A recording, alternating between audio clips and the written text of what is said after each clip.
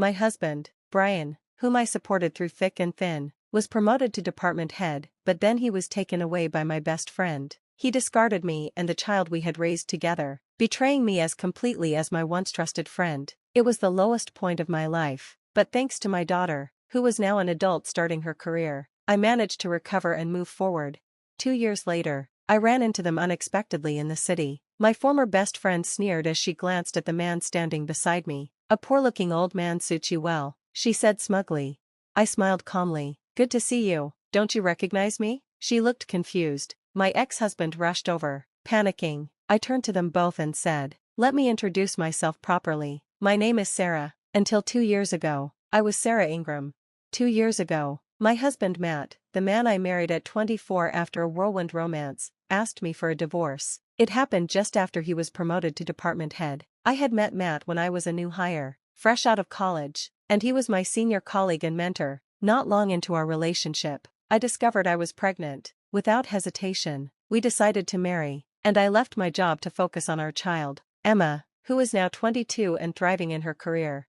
I had thought I could finally enjoy the second half of my life with Matt. With Emma grown and independent, we'd have more time for each other, but that hope was shattered on the day Matt came home wearing a distant expression. I had prepared a special dinner to celebrate his promotion. When he sat down, he avoided my eyes. "We need to talk," he said gravely.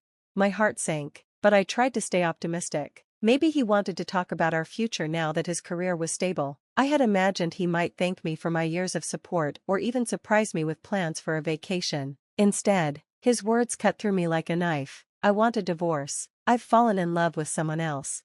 I was stunned. 4 years, I had supported him, raising Emma largely on my own while he chased his ambitions. I believed him every time he said he was busy with work dinners or business golf. I hadn't seen any signs of his betrayal. My life revolved around our family, and I thought I could rely on his gratitude and loyalty. But instead, Matt left me for my best friend. They both betrayed the trust one had placed in them. Alone and heartbroken, I struggled to rebuild my life. It was Emma who kept me going, her strength and determination inspiring me to move forward. Now, 2 years later, as I stood face to face with them in the city, I felt nothing but calm. The man next to me, a kind and supportive partner, smiled as I introduced myself anew. My ex-husband and former friend looked shaken, but I was unbothered. I had already reclaimed my life. I chose not to complain and supported Matt from behind the scenes. I had witnessed firsthand the challenges he faced after our unexpected pregnancy and my decision to resign from work. One of Matt's superiors once said, "He's a rookie with a slow work pace, but he sure knows how to get a woman pregnant fast." That stung both of us deeply. Matt faced constant criticism, and not all of our colleagues supported our decision to get married. Despite this, he endured the judgment and worked tirelessly to prove himself. His dedication eventually paid off with an early promotion to department head. I wanted to ensure his success reflected well on both of us. I went out of my way to choose thoughtful gifts for his bosses and their families, even when it took extra effort. At company events, I smiled politely, aware I was being judged for leaving work early or stepping away from my career. I didn't mind. I did all of it because I believed in him and wanted to see him succeed. But rather than thank me for my unwavering support, Matt delivered the ultimate betrayal. Until the day he asked for a divorce, I hadn't suspected for a moment that Matt was having an affair. Was I foolish? Had I been blind to the signs? I had to know the truth, no matter how painful. "Who is she?" I asked, my voice trembling. Perhaps it was just an infatuation, and he wasn't serious about ending our family. Matt hesitated before responding. "You know her. She's someone close to you." My mind raced as I tried to piece it together. Was it a former coworker? One of Emma's friends? That idea felt too absurd, too inappropriate. It would make Matt look creepy. Could it be one of the families we knew through Emma's activities, like swimming or ballet? But Matt rarely participated in those events. He didn't even drive Emma to her lessons. "Just tell me," I said, my patience wearing thin. He sighed and shouted, "It's Michelle." Michelle? The name struck me like a blow. Michelle had been my best friend since childhood, the person I trusted most. We'd shared everything, our joys, our struggles, and even our families. When Matt and I got engaged, Michelle had asked me to introduce her to one of Matt's friends. She later married him, and they had a daughter, Jessica, who was 3 years younger than Emma. 4 years, we bonded over parenting, organizing barbecues, and sharing advice. I had never imagined she would betray me like this. Memories of Michelle flooded my mind. Once, when I was holding on to some of Emma's outgrown clothes, Michelle had joked, "Holding on to these things like this? That's the sign of a toxic parent. It's just stuff. Sarah, you need to let go, or you'll be that kind of mom." Her words had stung, but I took them to heart and tried to be less sentimental. Later, I gave Michelle some of Emma's old clothes and toys as hand-me-downs. However, I struggled to part with one item, Emma's preschool uniform. It held too many memories of her first year of school. I lied to Michelle, saying I might need it for another child, and asked her to return it once Jessica was done with it.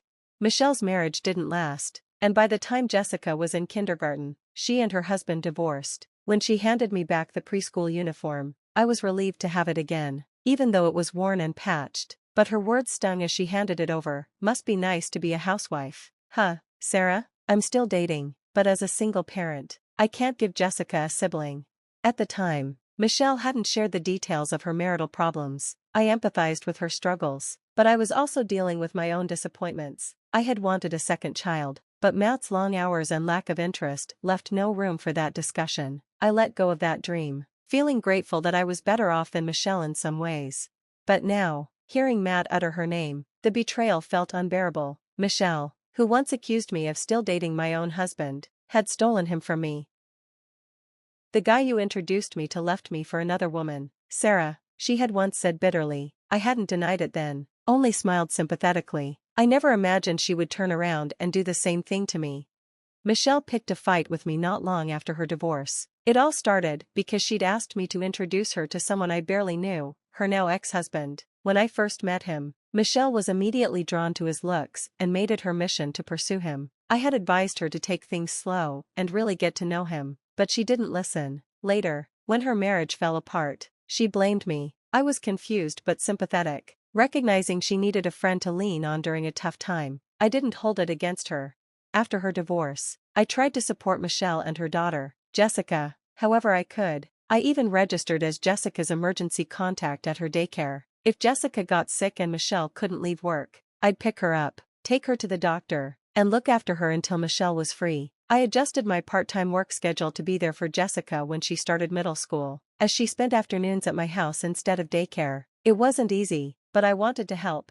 When my own daughter, Emma, graduated from elementary school and moved on to middle school, my life took a turn. A clerk at my part-time job got married and relocated, and my company offered me a full-time position. Matt, my husband, supported the idea of increasing our household income, and Emma was on board too. After years of focusing on family, I was excited to take on this new chapter. However, working full-time meant I couldn't continue looking after Jessica after school. Michelle and I had to adjust. Jessica began coming home to an empty house, but I figured it wasn't my responsibility anymore. Life moved on. Over the next 9 years, Michelle and I saw less of each other. Although we didn't meet as often as we had when our daughters were young, I still considered her my best friend. Then, one day, Matt's unexpected words shattered that illusion. "I want a divorce. I'm in love with Michelle." His declaration hit me like a ton of bricks. I tried to laugh it off, thinking it had to be some kind of joke. "You're kidding, right? Michelle is my best friend." But Matt's expression was deadly serious. "I know she's your best friend, but I've fallen for her. I can't help how I feel." I stared at him, stunned. How could a 49-year-old man with a 22-year-old daughter speak so childishly? It felt like I was trapped in some absurd soap opera. "So it's just your crush, right? Michelle would never betray me." Desperate for clarity, I called Michelle. She picked up immediately. "Michelle, can you come over? Matt's saying some crazy things." But instead of laughing it off, Michelle chuckled. "Oh, I already know. Matt told me he was asking you for a divorce today." "You knew?" My heart sank. "You've been talking to him?" Her voice was cheerful, almost gleeful. "Yes, Sarah, I'm sorry, but Matt's in love with me now. He wants to divorce you and marry me." The world seemed to spin. This had to be a cruel joke. My husband and my best friend conspiring together? It was too much to believe. Matt left the room muttering something about going out for a smoke, something he hadn't done since I was pregnant. When had he started again? When he returned, he wasn't alone. Michelle walked in beside him, and they both looked resolute. "Sarah, I'm really sorry," Matt began, "but we've confirmed our feelings for each other. Michelle is the right partner for me now." Despite her words of apology, Michelle's smirk was unmistakable. I couldn't help but snap. "Didn't you already have a boyfriend, Michelle?" You always did, even after your divorce. And some of them supported you financially. Her expression hardened. Sarah, don't bring that up in front of Matt. Those boyfriends were just temporary. The truth is, I've always loved Matt. She even mustered fake tears, putting on a melodramatic display. To my shock, Matt reached out and stroked her hair tenderly. Sarah, don't blame Michelle, he said softly, as if this betrayal was something I simply needed to accept. It was like Matt wanted to cast himself as some tragic hero in this ridiculous drama. Watching him and Michelle, I could hardly believe these people were real. My heart shattered as tears rolled silently down my cheeks. I whispered, since when? We've been meeting in secret for a long time, Michelle admitted shamelessly, but we only started talking seriously about marriage after Matt's promotion was confirmed. I felt like a fool. I had trusted them both, and now it was clear they had been betraying me behind my back. Michelle must have seen Matt's promotion as an opportunity to improve her own life and latched onto the idea of marriage. Her arrogance was unbearable. So now that you know, hurry up and divorce him already, she said, smirking. Her attitude made my tears feel ridiculous. I forced myself to respond, fine, I'll divorce him, but I couldn't resist asking, what about Jessica? Does she know? Don't ignore your daughter's feelings. At the mention of Jessica, Matt's face briefly registered guilt. He dropped his gaze. Jessica turned 18 and moved out. She's no longer my responsibility, he muttered. Then, astonishingly, he added, it's probably your fault she turned out so defiant, considering how much time she spent with you. Their callousness was staggering. I hadn't spoken to Jessica in some time, so I hadn't even known she had moved out. When Matt produced the divorce papers, with Michelle's signature already on the guarantor section, I couldn't muster the energy to argue. Seeing that grotesque document, I agreed to the divorce on the spot. Matt packed his things and moved out to live with Michelle. I never thought Michelle would have the audacity to treat my husband like one of my daughter's hand-me-down clothes. Yet here we were. When Emma returned from her business trip the next day, I told her everything. Her reaction was sharper than I expected. That man isn't my father anymore, she said firmly. And Michelle? She's the worst person I've ever known. Her words startled me, but I saw how strong Emma had become. I had worried she would be deeply hurt, but she handled the news better than I had imagined. Even so, her anger burned hot. Have you talked to Jessica? I asked. I'm worried she might be struggling. Mom, stop worrying about other people and start thinking about yourself, Emma said, her eyes brimming with tears. Seeing her so raw and vulnerable, I realized she had suffered more than she let on. I hugged her, something we hadn't done in years. I vowed to be a better parent, someone Emma could truly be proud of. 2 years passed without a word from Matt or Michelle. Emma thrived in her new independence, and we saw no reason to reach out to her father. Michelle had moved far away after marrying Matt, and our paths never crossed until one fateful evening. After attending a play, I ran into them in the city by chance. Our eyes met, and I couldn't avoid them. Michelle's mocking voice cut through the air.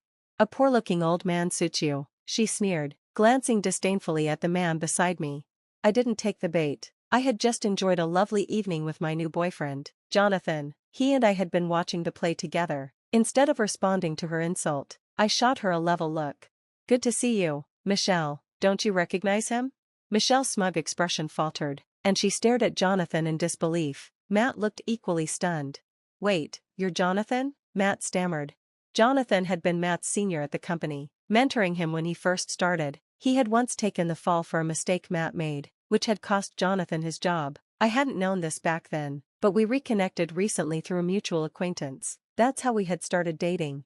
Michelle's face twisted as she remembered. I had once introduced Jonathan to her as a potential partner, but she had rejected him, saying he was too old and not stylish enough. Now, Jonathan looked different, his appearance more polished and refined. Michelle's disdain for anything understated had blinded her to his true worth.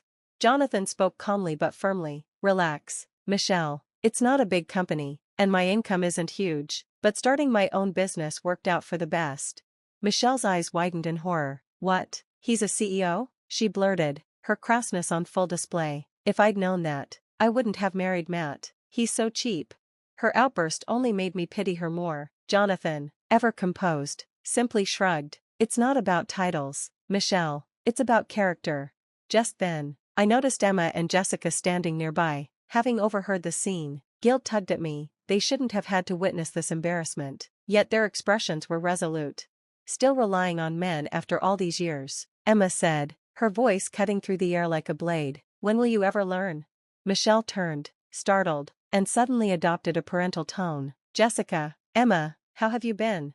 But their daughters weren't buying it. Jessica, standing tall, spoke with quiet strength. I loved you once, Mom, but after the divorce, you moved us around and dated random men. It made me uncomfortable and ashamed. I used to wish Miss Sarah was my mom. Her words pierced my heart. I hugged her tightly, feeling a bond stronger than ever before. Jonathan's voice broke the tension. Come on, let's leave these foolish people behind and go have a nice meal. We walked away, leaving Matt and Michelle to their hollow lives. Later, I learned from an old classmate that they had divorced. Matt had finally reached his breaking point after Michelle repeatedly belittled him. Emma and Jessica grew closer, like true sisters. Jonathan eventually proposed, and I accepted. Looking back, I realized my first marriage had been a mistake, but it had led me to where I belonged. Together, Jonathan, Emma, Jessica, and I are building a new life, filled with love and laughter.